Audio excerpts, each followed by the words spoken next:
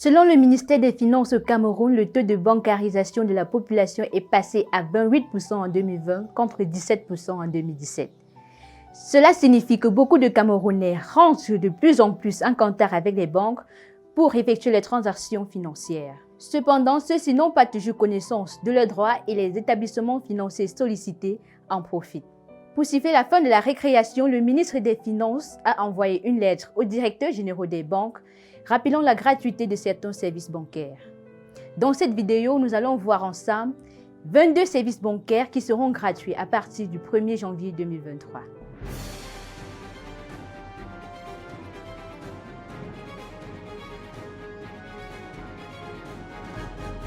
Salut à tous et bienvenue sur la chaîne, je suis Montessori Boni.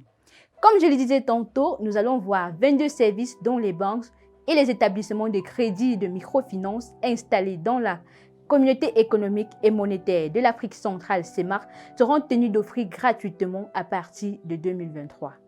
Déjà, je tiens à préciser que ce n'est pas à la lettre du ministre des Finances Louis Paul Motazé du 11 juillet 2022 que ces services ont été établis. Non, en effet, d'après le règlement de la Commission bancaire de l'Afrique centrale COBAC, relatif au service bancaire minimum garanti numéro 2020-04 du 30 juillet 2020, les banques sont tenues d'offrir un certain nombre de services gratuitement depuis le 1er février 2021. Mais les consommateurs attendront janvier 2023 pour jouir de la gratuité des 10 services dans leur totalité en raison du délai transitoire de 24 mois qui a été accordé par la COBAC aux établissements financiers.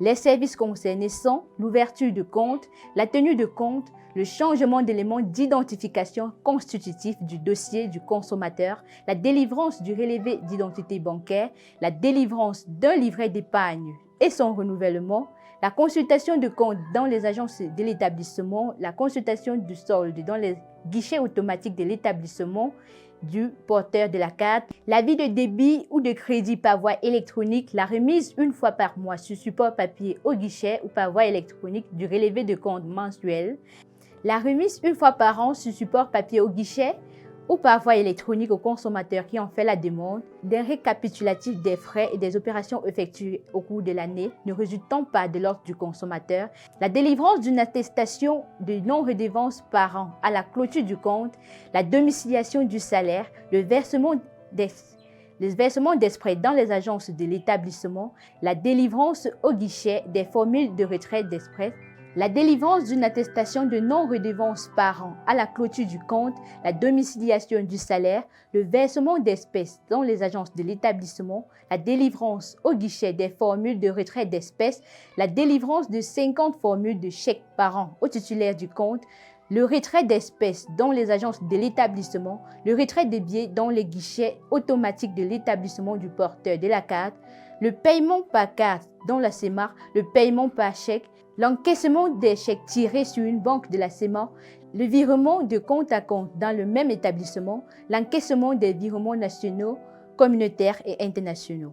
Dans ce règlement, nous notons aussi qu'en cas de violation dûment constatée, la COBAC adressera par l'intermédiaire du directeur national de la Banque des États de l'Afrique centrale BEAC un ordre de versement de la somme indûment prélevée aux clients victimes de l'infraction. Cet ordre est accompagné d'une mise en demeure l'enjoignant à mettre fin à cet acte dans un délai maximum de 30 jours. En cas de récidive, la Commission peut déterminer elle-même les pénalités appliquées proportionnellement au préjudice subi par le client. L'un des impacts directs que nous avons de cette démarche, c'est l'uniformisation des services dans les microfinances et les banques en zone CEMAC. Peu importe où vous vous trouvez dans les pays membres, que ce soit au Cameroun, en Guinée équatoriale, au Gabon, au Congo-Brazzaville, en République centrafricaine ou même au Tchad, vous aurez droit aux mêmes services. De plus, cette réglementation de la COBAC favorise la bancarisation des populations au sein de ces pays membres. Comme je l'ai dit tantôt, la bancarisation au Cameroun était de 28,3% en 2020 contre 29% qui était alors la moyenne en Afrique. Avec des services bancaires moins gourmands, on espère que les particuliers solliciteront davantage les banques pour les transactions et surtout épargneront de l'argent. Cette épargne conduira à financer l'investissement et par la même occasion l'économie nationale. C'est d'ailleurs l'objectif que visait le gouvernement en emboîtant le pas à la COBAC en 2011. Lazare Essimé-Migné, alors ministre des Finances à l'époque, avait publié le 11 juillet 2011, après des négociations avec l'Association professionnelle des établissements de crédit du Cameroun, APICAM, un arrêté relatif à l'instauration de 11 services bancaires minimum garantis au sein des établissements bancaires et de microfinance au Cameroun. Cette mesure a malheureusement rencontré la résistance des établissements concernés qui pour certains ne l'appliquaient pas du tout et pour d'autres ne l'appliquaient que partiellement. Par ailleurs, cette réglementation sur les services bancaires minimum garantis est un coup de pouce à saluer car elle contribue à l'inclusion financière dans la zone CEMA. Elle donne la chance aux populations pauvres ou à revenus intermédiaires de consommer les produits bancaires si elles en ont besoin. Cependant, étant donné que les consommateurs ne pourront jouir de la gratuité de ces services dans leur totalité qu'à partir de janvier 2023, ce pourrait être un frein à l'application de cette réglementation. Au lieu de deux, un seul délai aurait eu l'effet escompté. Ne dit-on pas que les vieilles habitudes ont la peau dure?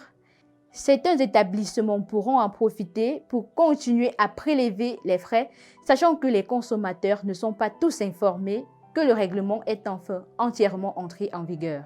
L'on espère que ce ne sera pas le cas et que tous les citoyens de la CEMA pourront en profiter afin d'épargner et de participer aussi à l'accroissement de l'économie de la sous-région. Voilà, c'est tout pour aujourd'hui. N'oubliez pas de nous laisser ce que vous en pensez en commentaire. Activez la cloche de notification pour recevoir notre prochaine publication. À très bientôt.